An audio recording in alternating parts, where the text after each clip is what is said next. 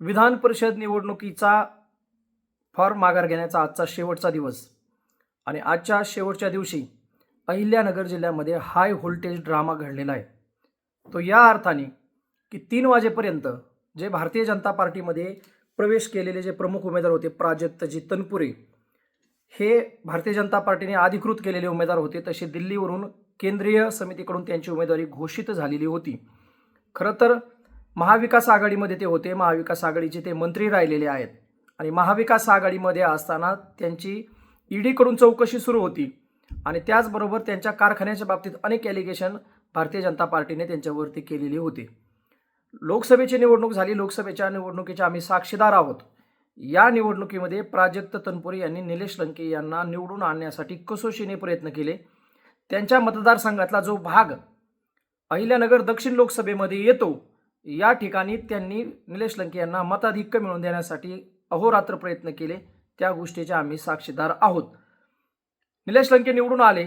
निलेश लंकेंच्या निवडणुकीनंतर जिल्ह्याचं राजकारण हे एवढं वेगामध्ये बदललं. निलेश लंके दक्षिणेमध्ये सक्रिय राहिले नाहीत. त्यांच्या अनेक कार्यकर्त्यांवरती राजरोसपणे अन्याय झाला. प्रशासनामध्ये कोणीही त्यांची दखल घेतली नाही आणि त्यामुळं निलेश लंकेंना स्वतःच्या मतदारसंघामध्ये देखील पराभूत व्हावं लागलं.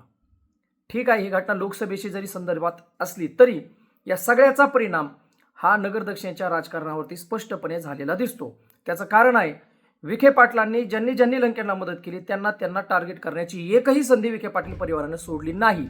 मात्र प्राजक्त तनपुरेंच्या बाबतीत विखे पाटलांनी वेगळी भूमिका का घेतली? कदाचित विखे पाटलांच्या परस्पर भारतीय जनता पार्टीच्या नेतृत्वाने विखेंना डावलण्यासाठी तनपुरेंना भारतीय जनता पार्टीमध्ये घेतलं. झालं असं की राहुरी नगर विधानसभा मतदारसंघाचे जे विद्यमान आमदार होते, स्वर्गीय शिवाजीराव कर्डिले साहेब, यांचं अचानकपणे अकस्मात दुर्दैवी असं आजाराच्या निमित्ताने निधन झालं. निधन झाल्यानंतर ही जागा रिक्त झाली. या जागेवरती काही दिवसांनी पोटनिवडणूक जाहीर झाली आणि या पोटनिवडणुकीमध्ये स्वर्गीय शिवाजीराव कर्डिले साहेब यांचे चिरंजीव अक्षय कर्डिले हे यांनी निवडणूक उभा राहून लढवण्याची घोषणा केली.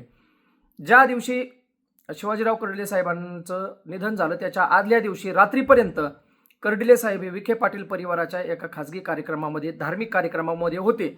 त्यामुळे त्यांचा ऋणानुबंध अतिशय शेवटच्या क्षणापर्यंत चांगला होता आणि म्हणून विखे पाटील परिवाराने अक्षय कर्डिले यांना विधानसभेमध्ये पाठवण्याची जबाबदारी स्वतः घेतल्यासारखे ते या निवडणुकीमध्ये सक्रिय होते.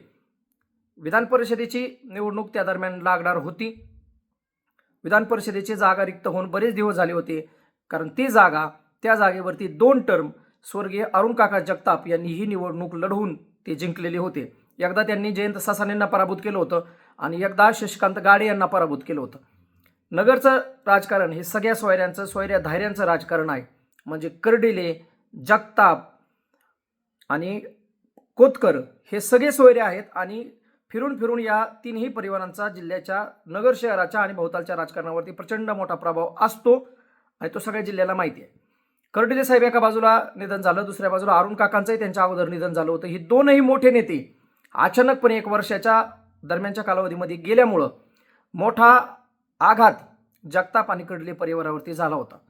परंतु नगर दक्षिणच्या लोकसभेदरम्यान जी लोकसभा संग्राम जगताप आणि सुजय विखे यांनी विरोधात समोरासमोर लढवली होती, त्या लोकसभेला दुसऱ्या टर्मला निलेश लंके आणि सुजय विखे अशी लढत ज्यावेळी झाली त्यावेळी संग्राम जगताप यांनी पूर्ण ताकदीनिशी त्यांनी मदत करण्याची भूमिका विखे पाटलांना घेतली आणि बूथपर्यंत शेवटच्या 5 वाजेपर्यंत मतदान घडवून घेण्यामध्ये संग्राम जगताप हे अत्यंत ताकदीने भैया पळत होते. हे आम्ही सगळ्यांनी जवळून बघितलेलं आहे. आम्ही त्यावेळेस निलेश लंकेंच्या सोबत होतो. निलेश लंकेसाठी आम्ही पण 100 सभा घेतल्या होत्या आणि निलेश लंकेंनी विखेंना पाडून ही खासदारकी मिळवली. त्याच्यामध्ये जिल्ह्यातल्या सगळ्या शेतकऱ्यांचा मोठा रोल आहे. ही झाली लोकसभेची पार्श्वभूमी. पण लोकसभेच्या पार्श्वभूमीनंतर आज नेमकं काय घडलं, लोकसभेच्या निवडणुकीचा ना आजच्या इलेक्शनच्या ड्रामाचा संबंध काय आहे, मी तुम्हाला थोडक्यात सांगतो. आज झालं असं की विधान परिषदेच्या निवडणुकीचा फॉर्म भरण्याचा शेवटचा दिवस होता, फॉर्म काढण्याची मुदत जी होती ती 3 वाजेपर्यंत होती. 3 वाजायच्या अगोदरच जे प्रमुख उमेदवार होते त्याच्यामध्ये प्राजक्त तनपुरे, जयंत सासाने यांचे चिरंजीव करण सासाने आणि दत्तात्रय पानसरे श्रीगोंद्याचे, तर दुपारच्या 3च्या अगोदरच सासाने यांचा फॉर्म विड्रॉल झाला. फॉर्म राहिला फक्त दत्तात्रय पानसरे आणि प्राजक्त तनपुरे यांचा. आता दत्तात्रय पानसरे यांचा फॉर्म कायम राहील अशी अपेक्षा पानसरे यांना होती. तशी माहिती सोशल मीडियाच्या माध्यमातून आणि सगळ्या टीव्ही चॅनलच्या माध्यमातून येत होती. परंतु अचानक 3च्या दरम्यान दत्तात्रय पानसरे जिल्हाधिकारी कार्यालयात आले आणि प्रचंड आक्रमक झाले आणि त्यांनी सांगितलं की माझा फॉर्म माझ्या परस्पर कुणी विड्रॉल केला, कारण त्याचा फॉर्म विड्रॉल झाला अशी माहिती त्यांच्यापर्यंत गेली होती. त्यांच्या फॉर्म विड्रॉल करण्यामध्ये जी काही सूचकाची सही होती त्या सूचकाच्या सहीबरोबर त्यांचीही सही असणं अपेक्षित होतं. तर ती सही माझी नाही, माझी सही नसताना माझा फॉर्म विड्रॉल झालेला आहे, त्यामुळं मला हा विड्रॉल मान्य नाही. एवढंच नाही तर महाराष्ट्राच्या राजकारणात पहिल्यांदा असं घडलं की एखाद्या उमेदवाराचा फॉर्म बाद झाल्यानंतर किंवा माघार झाल्यानंतर जर माझा फॉर्म ठेवला नाही तर मी आत्मदहन करील, असा इशारा दत्तात्रय पानसरे यांनी जिल्हाधिकारी अहिल्यानगर यांना दिला. एवढंच नाही, त्यांच्यासोबत अनेक सहकारी होते आणि प्रचंड आकंठ तांडव त्या जिल्हाधिकारी कार्यालयामध्ये आज झालं. दत्तात्रय पानसरे यांचा जो काही अर्ज होता, ज्या सूचकांनी नगर शहरातल्या एका मुस्लिम नगरसेवकाने त्यांच्या अर्जावरती सही करून तो अर्ज माघारी घेतला असा आक्षेप दत्तात्रय पानसरे यांचा होता. तर त्या अर्जावरती उमेदवार म्हणून माझी सही नाही असा लेखी अर्ज दत्तात्रय पानसरे यांनी दिलेला आहे. आणि एवढंच नाही तर निवडणूक निर्णय अधिकारी विधान परिषद निवडणूक अहिल्यानगर यांना दिलेल्या लेखी तक्रारीमध्ये दत्तात्रय पानसरे हे म्हणतायत की माझा अर्ज माझ्या परस्पर बाद करण्यात आलेला आहे. सूचकाच्या सहीवरती सूचकाबरोबर माझी उमेदवार म्हणून जी सही पाहिजे ती सही माझी नाही, ही माझी खोटी सही असताना माझा अर्ज बाद केलेला आहे, हा माझ्यावरचा अन्याय आहे आणि म्हणून मी आत्मदहन करणार आहे. त्यांनी आत्मदहन करण्याचा इशारा दुपारी दिला. त्यानंतर अशा काही घडामोडी घडल्या की या घडामोडींमुळं आत्ता वाजलेले आहेत 10 आणि 10 वाजता दत्तात्रय पानसरे यांचा 10च्या पूर्वी अर्ज बाद नव्हे तर माघार झालेला आहे. या दरम्यानच्या कालावधीमध्ये दुपारच्या 3 वाजल्यापासून 10 वाजेपर्यंत काय काय नगर शहरामध्ये नगर जिल्ह्यामध्ये घडलं ते आपण थोडक्यात पाहूया. दत्तात्रय पानसरे हे जगताप परिवाराचे अत्यंत घनिष्ठ नातलग आणि जीवलग आहेत. नव्हे तर संग्राम भैया जगताप यांनीच दत्तात्रय पानसरे यांना विधान परिषदेच्या निवडणुकीमध्ये मी तुम्हाला मदत करतो असा शब्दही पडद्यामागत दिला होता, अशीही चर्चा आज माझ्यापर्यंत आलेली आहे. चर्चेचं वास्तव काय आहे ते पानसरे आणि संग्राम भैया जगताप यांना माहिती आहे. पण अचानक संग्राम भैया यांनी देखील आता मी तुम्हाला निवडणुकीत काही मदत करू शकत नाही, तुम्हाला थांबावं लागेल अशी भूमिका संध्याकाळनंतर घेतल्याची माहिती मिळालेली आहे. आणि नव्हे तर संग्राम भैया जगताप आणि दत्तात्रय पानसरे हे अर्ज माघार घेण्याच्या प्रक्रियेमध्ये हे संध्याकाळी सोबत आलेले आहेत गाडीमध्ये. ते फुटेज सगळे आज टीव्हीवरती मीडियावरती सगळ्यांनी पाहिलेले आहेत. या सगळ्या प्रक्रियेमध्ये सगळ्यात महत्त्वाचा रोल कोणाचा होता? तो होता विखे पाटील परिवाराचा, त्यातली त्यात नामदार विखे पाटील यांचा. आणि विखे पाटील हे दुपारपासून दत्तात्रय पानसरे यांना विनंती करत होते. भारतीय जनता पार्टीच्या भाषेमध्ये सांगायचं झालं तर त्याला विनंती म्हणत नाहीत.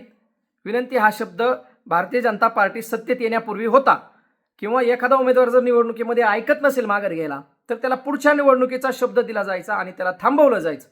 परंतु भारतीय जनता पार्टीचं राजकारण हे वेगळं आहे आणि म्हणून दत्तात्रय पानसरे यांना शब्द दिला की दम दिला, याचा खुलासा होणं जिल्ह्याच्या राजकारणामध्ये अत्यंत गरजेचं आहे.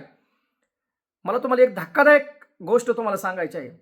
महाराष्ट्र राज्य मुंबई फेडरेशन नावाची जी काही संस्था आहे, जी मुंबईमधून महाराष्ट्राच्या सगळ्या मार्केटिंग फेडरेशनचं काम पाहते, त्या फेडरेशनवरती दत्तात्रय पानसरे हे विद्यमान चेअरमन आहेत. त्यांना चेअरमन करण्यामध्ये मी गडचिरोली, भंडारा, नागपूर, गोंदिया या जवळपास विदर्भातल्या 5 जिल्ह्यांमध्ये आम्ही स्वतः फिरलेलो आहोत.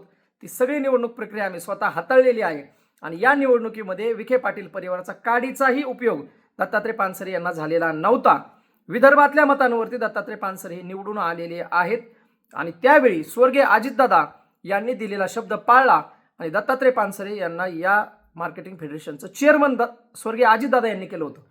जर आज अजितदादा असते तर ही जागा राष्ट्रवादी काँग्रेस पक्ष म्हणजे अजितदादा गटाकडेच असते, कारण स्वर्गीय अरुण काका हे अजितदादांच्या सोबत होते, संग्राम भैया सुद्धा अजितदादांच्या सोबत आहेत. परंतु एका बाजूला दादाही गेले, दुसऱ्या बाजूला अरुण काकाही गेले, त्यानंतर कर्डिले साहेब सुद्धा गेले.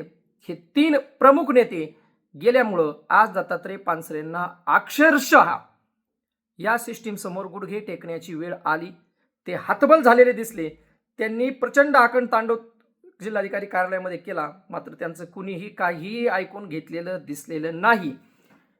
दत्तात्रय पानसरेंचे आणि आमचे बाजार समितीच्या निवडणुकीमध्ये मतभेद झाले होते, परंतु आज रोजी झालेला जो काही सगळा प्रकार आहे हा लोकशाहीला घाला घालणारा प्रकार आहे आणि दत्तात्रय पानसरे यांच्यावरती अन्याय करणारा प्रकार आहे, असं मी माझं स्पष्ट मत या ठिकाणी नोंदवतो. जिल्हाधिकारी यांनी सूचकाच्या एका सहीवरून दत्तात्रय पानसरे यांची सही नसताना त्यांचा अर्ज बाद करणं हा दत्तात्रय पानसरेवर यांच्यावरचा अन्याय आहे. परंतु त्यांनी लेखी अर्ज दिला, त्यांनी आंदोलनाची भूमिका घेतली, त्यांनी ठिय्या आंदोलन केलं आणि कलेक्टरच्या दारातच दत्तात्रय पानसरे बसले. त्यानंतर मात्र सह्यांची पडताळणी करून दत्तात्रय पानसरे यांचा अर्ज वैध करणं ही जिल्हाधिकाऱ्यांची जबाबदारी होती. 3 वाजल्यानंतर ही प्रक्रिया रात्री 10 वाजेपर्यंत जिल्हा प्रशासनाने कसं काय चालू ठेवली आणि 10 नंतर यशस्वी शिष्टाई या दरम्यान 2 घटना घडलेल्या आहेत. त्या अत्यंत महत्त्वाच्या आहेत आणि त्या बारकाईने लक्ष देऊन ऐका. त्यातली एक प्रमुख घटना आहे, दत्तात्रय पानसरे ज्या मुंबई मार्केटिंग फेडरेशनचे चेअरमन आहेत, त्या संस्थेच्या माध्यमातून दत्तात्रय पानसरे यांच्यावरती अविश्वास दाखल करण्यात आला अशी ही माहिती मला मिळालेली आहे.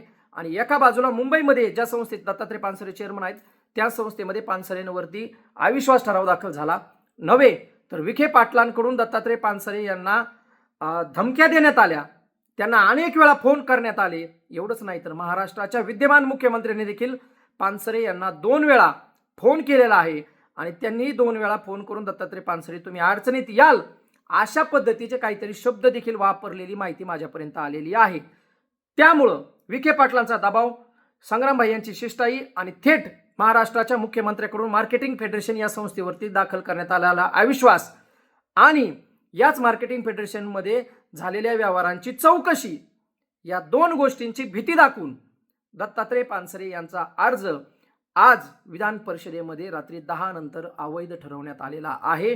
किंवा त्यांच्या सहीने, मी या दुपारी सूचकांनी ज्या सहीने अर्ज माघार घेण्याचा जो अर्ज दिलेला आहे त्या अर्जावर माझी सही आहे असं लेखी उत्तर देऊन, पत्र देऊन निवडणूक निर्णय अधिकाऱ्याकडून अधिकृतरित्या विधान परिषदेच्या निवडणुकीतून दत्तात्रय पानसरे यांनी माघार घेतलेली आहे.